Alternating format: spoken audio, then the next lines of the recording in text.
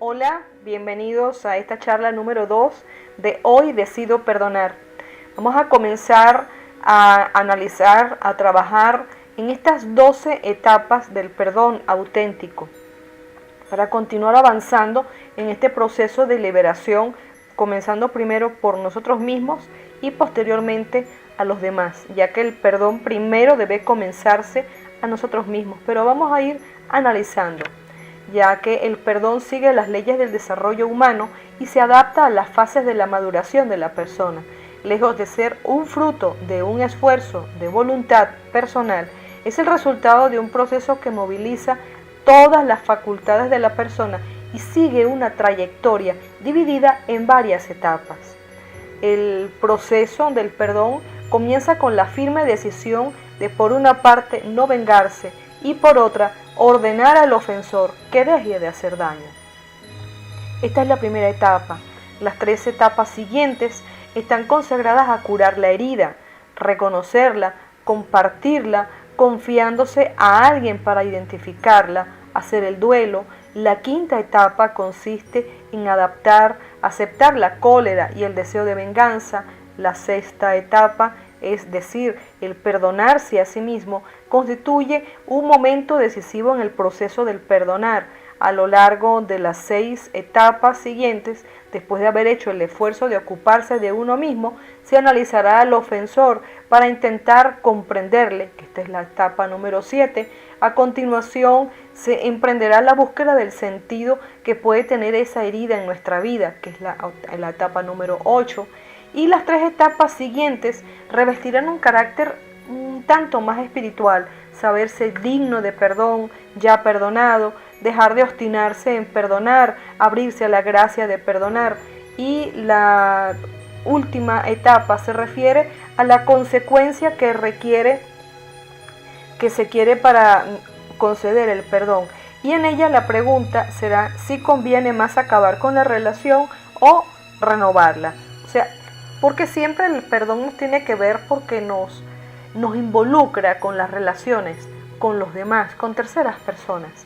Entonces, en esta última etapa es decidir si realmente voy a continuar tratando a esa persona, o en caso de que sea una relación de pareja, de negocios, de amistad, de cualquier tipo que sea, decidir si esa relación debe continuar o va a continuar, o simplemente se cortó y hasta ahí, y cada uno de los involucrados seguirá su camino.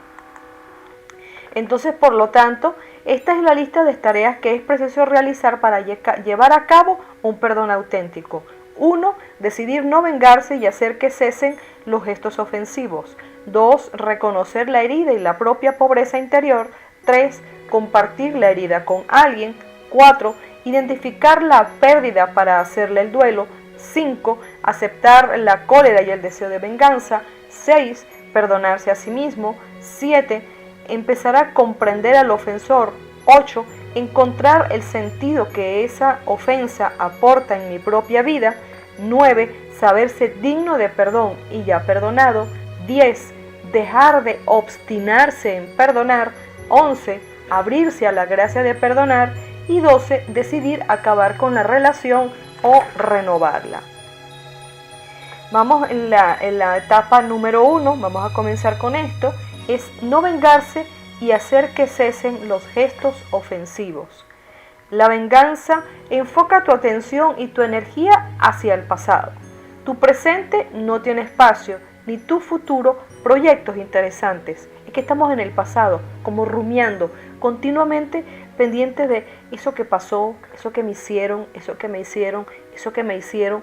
Nos sorprendemos muchas veces en conversaciones que estamos con alguien y sale siempre la frase a colación: porque a mí me hicieron, porque a mí me hicieron, cuando me hicieron aquello que me hicieron.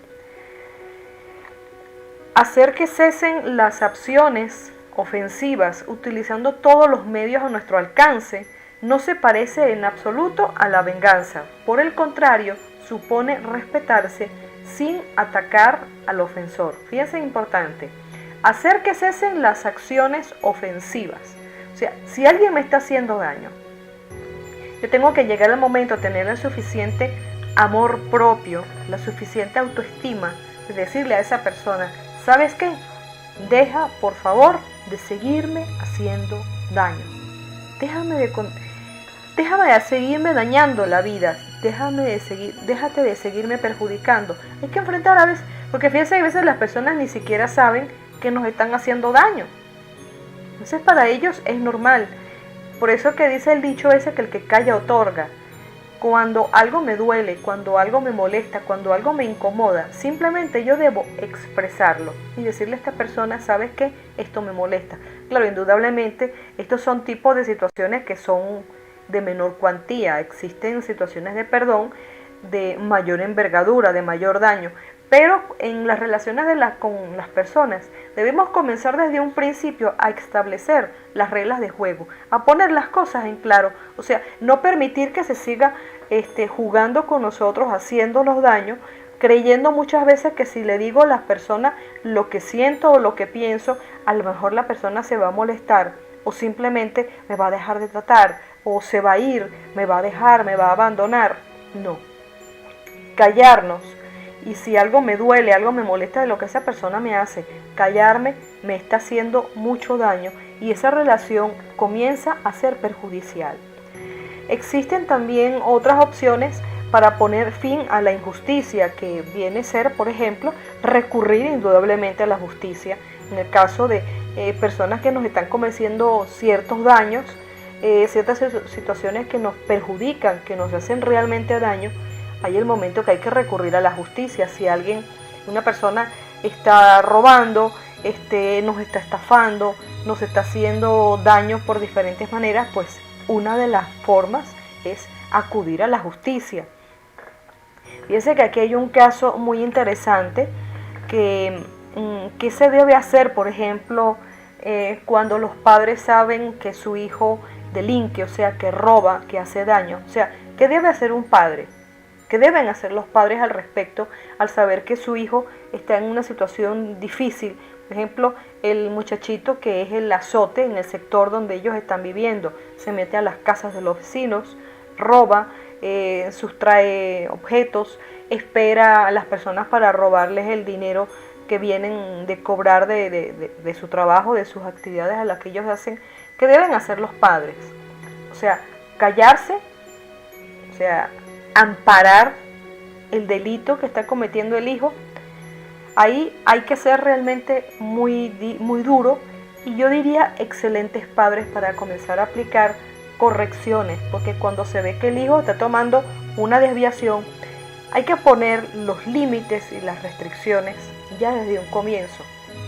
Y si no hay manera de hacerlo, mira, he conocido padres, yo recuerdo en un momento que en una época que vivía en el Junquito, una población que queda cerca de Caracas, y el vecino que teníamos al frente, el señor era un militar y su hijo era un malandrín. El hijo se dedicaba a estar ahí en todos los vecinos y robando, y a cada rato llegaban a él y le decían, mira, tu hijo pasó esto, y este señor agarraba al muchacho y él mismo lo iba a entregar a la policía y hacía que el muchacho tenía que devolver todo aquello que se había robado.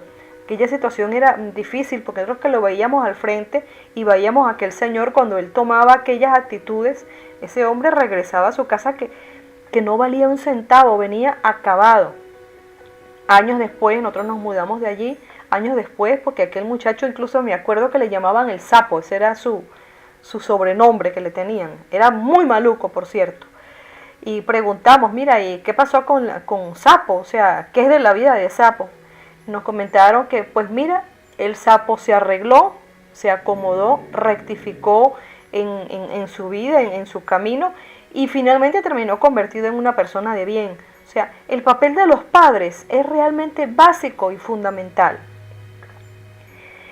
En esta primera etapa vamos a hacer un ejercicio. Te voy a dirigir a un ejercicio.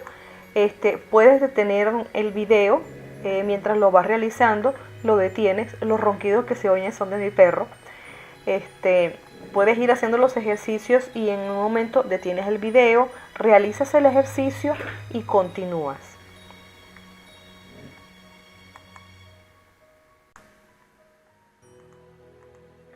Veamos a continuación un cuestionario que permitirá reflexionar sobre una situación de la que se es víctima. No tengo que recordar que el perdón es imposible mientras se permita al ofensor perpetuar los gestos ofensivos. ¿Qué haces en las situaciones en que eres víctima de las maniobras ajenas? ¿Intentas olvidar? ¿Dejas que la situación se pudra? ¿Te dices que no hay nada que hacer? ¿Temes las reacciones del ofensor si le pidieras que abandonara sus comportamientos destructivos? ¿Dejas crecer el resentimiento? ¿Esperas el momento de vengarte? ¿Tienes miedo de estallar y ser injusto? ¿Cómo piensas intervenir de modo eficaz sin caer en la venganza? ¿Con quién podrías hablar de la situación para atenuar tu temor y tu agresividad a fin de encontrar la estrategia de intervención más apropiada y eficaz? ¿Cómo quieres interpelar a tu opresor?